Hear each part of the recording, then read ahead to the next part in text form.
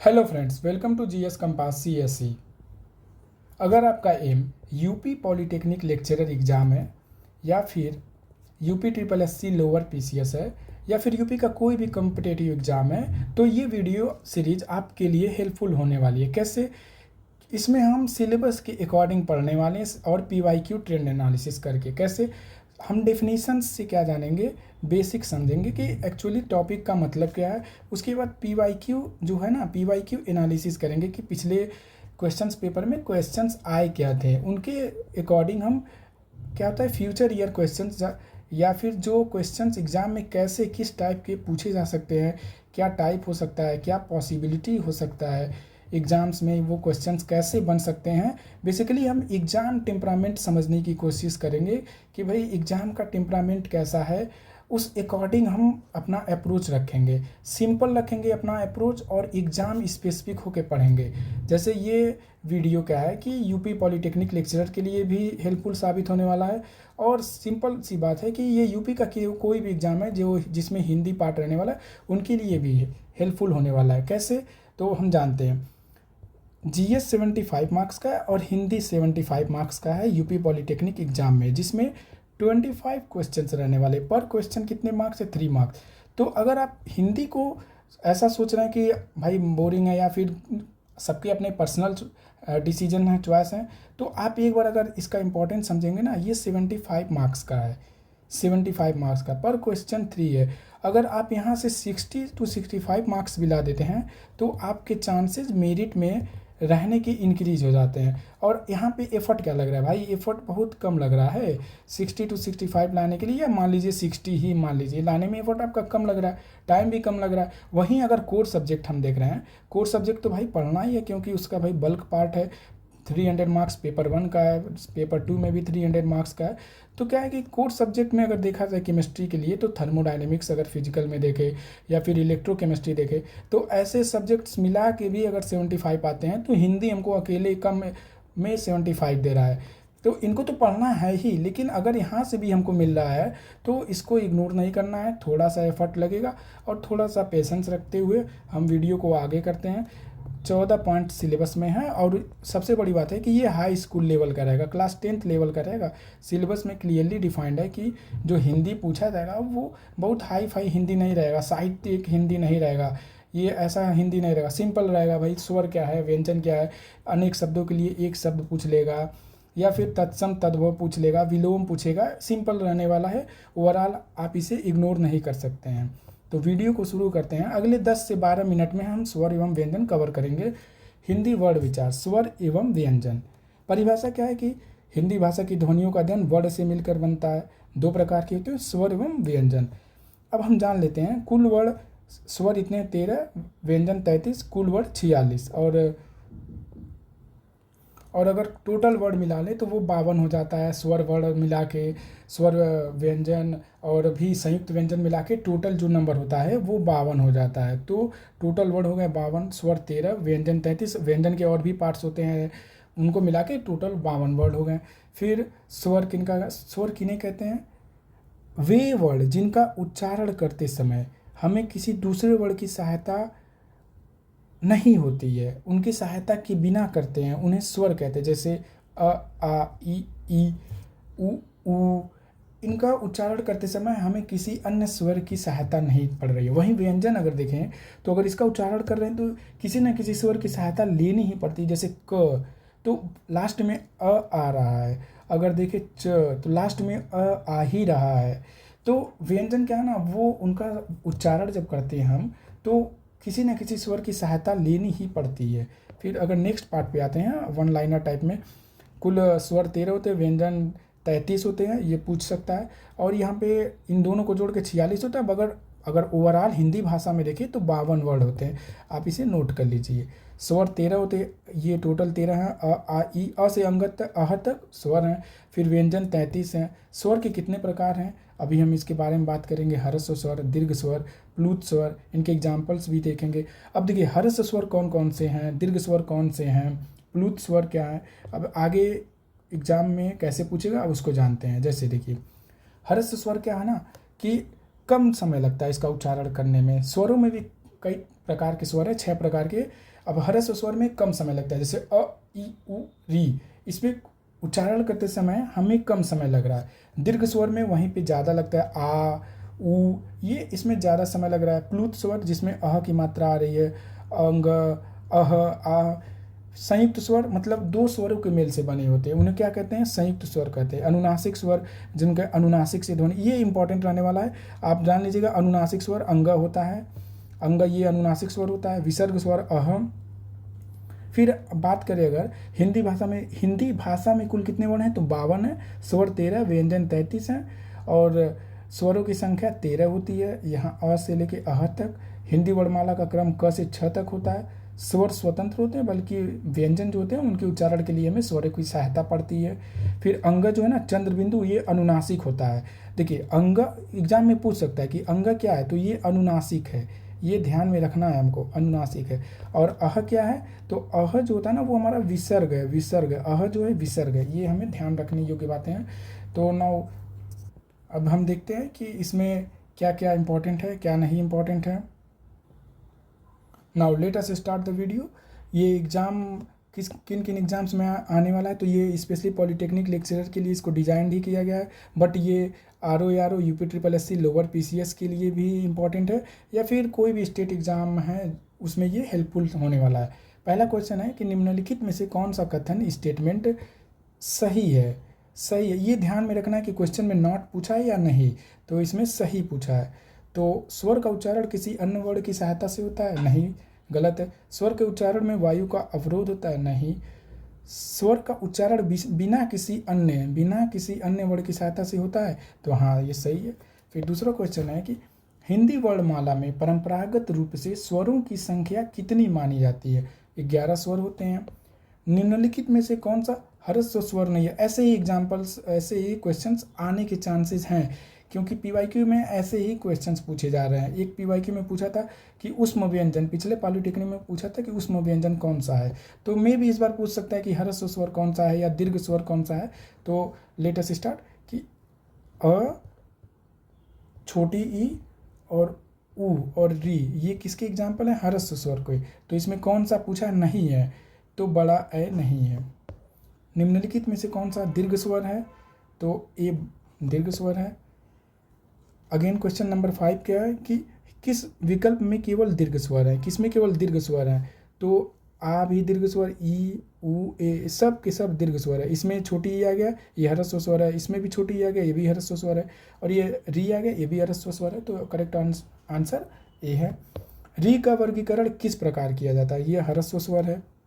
फिर question number 7 है कि निम्नलिखित में से कौन सा संयुक्त स्वर है। संयुक्त मतलब कि दो या दो से अधिक स्वरों के मेल से बनने वाले स्वर को संयुक्त, मतलब संयुक्त आप ही सिंपल से अगर सुने कंबाइंड इसका मतलब होता है, या फिर कम्बिनेशन से बना हो जो स्वर।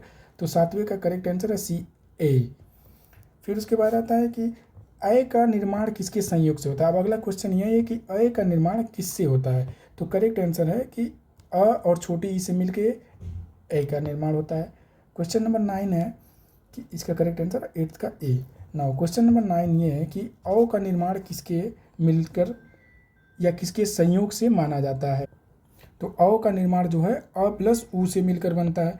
10वां ये कि निम्नलिखित में से कौन सा कथन सही है, तो स्वर सदैव व्यंजन पर आश्रित होते हैं, नहीं। व्यंजन स्वतंत्र रूप से उच्चरित हो सकते हैं, यानी कि उनका व्यंजन स्वतंत्र रूप से उच्चारण किया जा सकता है, भाई नहीं। व्यंजन के उच्चारण में स्वर की आवश्यकता होती है, हाँ ये सही है, इसका करेक्ट आंसर सी होगा। नाउ 11th क्वेश्चन क्या है कि हिंदी में व्यंजन की मान्य संख्या कितनी मानी जाती है, तो 33 व्यंजन होते हैं हिंदी में। वर्गीय व्यंजनों की कुल संख्या कितनी है। वर्गीय व्यंजन मतलब कि 25 संख्या, कैसे कि क से लेके फिर उसके बाद आता है च से, इनको क्या कहते हैं, वर्गीय व्यंजन। फिर उसके बाद क्वेश्चन नंबर 13 आता है अंत स्थ व्यंजनों का सही समूह कौन सा है, तो 13वें का है य र ल व। 13वें का भी य र ल व, ये अंत स्थ व्यंजन है। उष्म व्यंजनों का ये PYQ है भाई, ये पिछली बार पूछा था। उष्म व्यंजन मतलब कि इनका उच्चारण करते समय हमारे मुंह से गर्म श्वास निकलता है, उन्हें उष्म व्यंजन कहते हैं। इनका करेक्ट आंसर है स स ह, ये करेक्ट आंसर, ये आप एक बार ध्यान जरूर दे लीजिए, ये उष्म व्यंजन का उदाहरण है। निम्नलिखित में से कौन सा कंठव्य व्यंजन है, तो करेक्ट आंसर है क, कंठ से निकल रहा है, ये करेक्ट आंसर है कंठव्य। फिर उसके बाद 16वें का क्या है कि च किस वर्ग का व्यंजन है? 16वें का है च किस वर्ग का व्यंजन है, तो भाई च वर्ग का ही है। और अण किस वर्ग का अंतिम व्यंजन है, तो करेक्ट आंसर विल बी ट का करेक्ट ट वर्ग का ये ट ठ ड ढ अण इसमें आता है, तो अण ये है। फिर 18वां क्वेश्चन ये है कि निम्नलिखित में से कौन सा ओष्ठ व्यंजन, मतलब जिसका उच्चारण ओठ से होता है, आप प बोल रहे हैं तो आपके लिप्स टच हो रहे हैं, तो ये आप एग्जाम में भी डायरेक्ट बिना अगर नहीं जानना है फिर भी आप कर सकते हो। ओष्ठ मतलब जिनका उच्चारण करते समय ओठ यानी कि लिप्स आपस में टच कर रहे हैं, तो प बोलते समय लिप्स एक दूसरे को टच कर रहे हैं, वहीं पे त बोलते समय लिप्स टच नहीं कर रहे हैं, तो करेक्ट आंसर वुड बी प। और 19वें का आंसर है न का उच्चारण स्थान क्या है, दंत्य है, दंत। फिर उसके बाद 20 का क्या है, कौन सा महाप्राण व्यंजन है, इसमें से महाप्राण क्या व्यंजन है, तो ध जो है महाप्राण व्यंजन है। फिर उसके बाद क्वेश्चन नंबर 21 आता है कि निम्नलिखित में से कौन सा अल्प प्राण व्यंजन है, तो अल्प प्राण व्यंजन क्या है कि ज अल्प प्राण व्यंजन है, ज घोष एवं अल्प प्राण व्यंजन है। 22वां क्या है कि निम्नलिखित में से कौन सा युग्म सही है, तो करेक्ट आंसर ग अल्प प्राण सही है। फिर 23वां क्या आता है कि निम्नलिखित में से कौन सा संयुक्त व्यंजन है, संयुक्त व्यंजन कौन सा है, जो एक या एक से अधिक, जो दो या दो से अधिक व्यंजनों से मिलकर बना हो, छ जो है वो दो या दो से अधिक व्यंजनों से मिलकर बना हो, इसलिए ये संयुक्त व्यंजन है। फिर 24वां आता है कि निम्नलिखित में से कौन सा विकल्प केवल वर्गीय व्यंजनों से बना है, तो 24वें का करेक्ट आंसर होगा क च ट त प, ये सब वर्गीय व्यंजन है, और ये टोटल 5 × 5 25 वर्गीय व्यंजन होते हैं, यानी सीरीज वाइज क ख ग अंग च छ ज ञ ट ठ ड ढ़ त थ द न प फ ब म, ये सब क्या है कि वर्गीय व्यंजन है। और जैसा कि हम नेक्स्ट क्वेश्चन पे आते हैं 25th पे, निम्नलिखित में से किस विकल्प में वर्णों का वर्गीकरण सही दिया गया है, कौन सा सही है, तो क वर्ण में क ख ग घ अंग सही है। ये अलावा उष्म व्यंजन है नहीं, अभी हमने जाना है कि स स ह उष्म व्यंजन होता है, ये अलावा उष्म व्यंजन नहीं होता, ये क वर्ग है, क वर्ग सही है। नाउ क्वेश्चन नंबर 26, निम्नलिखित में से कौन सा कथन असत्य है, मतलब कि गलत है, तो करेक्ट आंसर इसका है कि सभी व्यंजन वर्गीय होते हैं, असत्य है, सब व्यंजन वर्गीय नहीं होते हैं भाई। जैसे कि क्या है ये र ल व, क्या है ये वर्गीय व्यंजन है नहीं भाई, ये फिर स ह ये वर्गीय व्यंजन है नहीं। नाउ क्वेश्चन नंबर 28 हो गया। नाउ 28 निम्नलिखित में से कौन सा अघोष महाप्राण व्यंजन है, तो थ जो है ना वो अघोष एवं महाप्राण व्यंजन है। नाउ 29 क्या है कि किस विकल्प में सभी अनुनासिक व्यंजन है, तो अंग इय अण न म ये सब अनुनासिक व्यंजन है। फिर 30वें का क्वेश्चन क्या कह रहा है कि इय किस वर्ग का अनुनासिक वर्ग है, तो च वर्ग का, च छ ज इय। अंग का उच्चारण स्थान क्या है, अब ये एक इंपॉर्टेंट क्वेश्चन हो सकता है कि अंग का उच्चारण स्थान क्या है, तो ये अंग कंठ होता है, क वर्ग से रिलेटेड है, कंठ व्यंजन होता है अंग। 32वां निम्नलिखित में से कौन सा दंत व्यंजन नहीं है, तो 32 में ड जो है ना दंत नहीं है, ये मूर्धन्य है, अभी बाद में बताऊंगा मूर्धन्य दंत क्या होता है। फिर स का उच्चारण स्थान क्या है, तो स का उच्चारण स्थान क्या है कि मूर्धन्य है, ये स मूर्धन्य है। फिर स किस प्रकार का व्यंजन है, ये उष्म व्यंजन है, ये अभी हम लोगों ने पढ़ा भी कि PYQ है। 35वां निम्नलिखित में से कौन सा विकल्प केवल घोष व्यंजनों का समूह है, तो करेक्ट आंसर इसका है 35 का ग घ द ध, ये सब घोष व्यंजनों का समूह है, ये याद कर लीजिएगा, ग घ घ द ये घोष व्यंजनों का समूह है। 36वें का क्या है कि निम्नलिखित में से कौन सा विकल्प केवल अघोष व्यंजनों का समूह है, तो क ख च छ ये सब क्या है कि अघोष व्यंजन है। फिर 37वां कहता है कि निम्नलिखित में से कौन सा कथन सही है, मतलब कौन सा ट्रू है, तो करेक्ट आंसर होगा इसका कि प्रत्येक वर्ग का पहला व्यंजन महाप्राण होता है, प्रत्येक वर्ग का दूसरा व्यंजन अल्प प्राण होता है, प्रत्येक वर्ग का पांचवा व्यंजन अनुनासिक होता है, ये सही है, मतलब पांचवा वर्ग जैसे कि अंग इय न अन ये सब अनुनासिक होता है। नाउ क्वेश्चन नंबर 38, हिंदी वर्णमाला में वर्गों का सही क्रम कौन सा है, मतलब सिंपल से क्वेश्चंस रहेंगे, जैसे क वर्ग आता है, मतलब क ख ग घ अंग, फिर उसके बाद आता है च वर्ग, फिर उसके बाद आता है ट वर्ग, फिर उसके बाद आता है त वर्ग, उसके बाद आता है प। तो आप याद भी कर सकते हैं कचट तप, अगर आप ट्रिक से याद करना चाहें तो कचट तप, ये आप इजीली याद कर सकते हैं। क वर्ग क ख ग घ च छ ज इय ट ठ ड अण और फिर त थ द ध न प फ भ म तक आके खत्म हो जाता है। तो हिंदी वर्णमाला में वर्गों का सही क्रम कौन सा होगा? आप इसमें देखें कचट तप, ये सही है कचट तप। और 39वां क्वेश्चन ये है कि निम्नलिखित में से कौन सा युग्म सही नहीं है? कौन सा युग्म सही नहीं है? तो क कंठव्य सही है, च तालव्य सही है, जो ट है ना वो मूर्धन्य है, मूर्धन्य है, वो दंत नहीं है, तो ये करेक्ट आंसर होगा। ये दंत नहीं है तो सही नहीं है पूछा ना, तो ट दंत नहीं, करेक्ट आंसर 39 का सी। 40 का क्या है कि निम्नलिखित में से कौन सा केवल महाप्राण व्यंजनों का समूह है? तो ख घ छ ज और छ ज, ये सब क्या है? सभी महाप्राण है, ये करेक्ट आंसर ए ही हो जाएगा। 41 का य का वर्गीकरण किस श्रेणी में किया जाता है? तो ये अंत इष्ट व्यंजन है, करेक्ट आंसर बी है। ह किस प्रकार का व्यंजन है?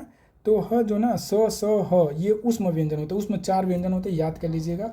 स स ह, ठीक है, स फिर ये स फिर ह, ये सब क्या है कि उष्म व्यंजन के एग्जाम्पल हैं। नाउ क्वेश्चन नंबर 44 अगर देखें, छ का निर्माण किससे माना जाता है? हमने पढ़ा था पहले MCQ में कि छ जो है ना वो संयुक्त व्यंजन। अब ये किससे मिलकर बनता है? तो छ मिलकर बनता है क प्लस ये खटकोड़ वाला स, षटकोड़ वाला स, तो करेक्ट आंसर 44 का ए हो जाएगा। 45 का ज्ञ का निर्माण किससे माना जाता है? ये भी क्वेश्चन पूछ सकता है। 45 का जो ज्ञ का निर्माण होता है ना वो सिंपल ज और इया से मिलके बनता है ज्ञ, तो करेक्ट आंसर इसका बी हो जाएगा। ऐसे ही क्वेश्चन एग्जाम में आने वाला, आप देखिएगा अगर आप सिंपली देखेंगे ना तो ये एग्जाम में ऐसे ही क्वेश्चन आएंगे कि भाई सिंपल से रहेंगे, 3 मार्क्स का आ जाएगा, 6 किससे मिलके बना है या ज्ञ किससे मिलके बना है। आप अगर चाहें तो सिंपल सी बात है कि आप 1 पेजर नोट्स, अगर जो आपको इसमें इंपॉर्टेंट लगे 1 पेजर नोट्स हर टॉपिक के रखेंगे, 14 पॉइंट है तो 14 पेज का नोट्स हो जाएगा। 75 मार्क्स का रिवीजन आप इजीली कर सकते हैं। क्वेश्चन नंबर 46 ये है कि निम्नलिखित में से कौन सा विकल्प सही है? तो 46 का अगर देखें तो उष्म व्यंजन 4 है, सही है। फिर उसके बाद 47 तो निम्नलिखित में से कौन सा विकल्प केवल अंत इष्ट व्यंजनों से बना है? य र ल व अंत इष्ट व्यंजन होते हैं। 48 का किस विकल्प में सभी व्यंजन घोष हैं? तो य र ल व व्यंजन सभी घोष व्यंजन होते हैं और ये अंत इष्ट व्यंजन भी होते हैं। ये प्रतियोगी परीक्षाओं में मतलब कॉम्पिटिटिव एग्जाम्स में री के संबंध में सर्वाधिक उपयुक्त कथन कौन सा है? री क्या है भाई? तो करेक्ट आंसर हो जाएगा जो री है ना वो बताया था हर्ष स्वर का एग्जाम्पल है, तो ये हर्ष स्वर है। छोटी ई और छोटा ऊ और री, ये चारों क्या हर्ष स्वर के एग्जाम्पल, आप याद कर लीजिएगा। निम्नलिखित में से कौन सा कथन सही है? तो करेक्ट आंसर है इसका व्यंजन के उच्चारण में स्वर की आवश्यकता होती ही है ना। अगर हम चलें शॉर्ट नोट्स में तो 11 स्वर होता है, 33 व्यंजन होता है। वर्गीय व्यंजन बताया ना, वर्गीय व्यंजन से क्या मतलब होता है? क च ट त प, ये बताया ना हम आपको कचट तप, ये ट्रिक। क ख ग अंग 5 आया, च छ ज यहाँ 5 आया, ट ठ ड अड़ा 5 आया, त थ द प ये 5 आया और प फ भ म ये भी 5 आया। टोटल जोड़ेंगे तो हम 25 हो गया। तो इसी को कहा जाता है वर्गीय व्यंजन या सीरीज वाइज। अंत इष्ट व्यंजन आप सिंपल सा है, इसका आप नोट्स बना सकते हैं। य र ल व अंत इष्ट उष्म व्यंजन, ये चूंकि PY की अगर उष्म व्यंजन पूछा है तो अंत इष्ट भी पूछ सकता है, अनुनासिक भी पूछ सकता है। अय किससे बनकर बना है, औ किससे मिलकर बना है, छ किससे मिलकर बना, ज्ञ। टोटल ये अगर आप चाहें तो इसका नोट बना सकते हैं, सिंपल है। नाउ ये क वाला वर्ग कंठव्य है, च छ ज वाला तालव्य है और ये ट ठ वाला मूर्धन्य है, त थ द वाला दंत है, प फ म ओष्ठ है। मतलब प बोलना या फ ब भ म, अगर लॉजिकली देखें तो ये लिप्स टच कर रहे हैं, तो प फ ब भ म इन सब का प्रोनाउंसिएशन करने के टाइम हमारे लिप्स एक दूसरे को टच कर रहे हैं, तो इसका मतलब ये हुआ कि ये दंत्य व्यंजन, ओष्ठ व्यंजन, सॉरी ये ओष्ठ व्यंजन। तो इतना रहा, बाकी आप चाहें तो कोई भी बुक आप रेफ़र कर सकते हैं, शॉर्ट में इतना ही हो सकता है। Thank you for joining me, I hope आपका प्रिपरेशन अच्छा हो।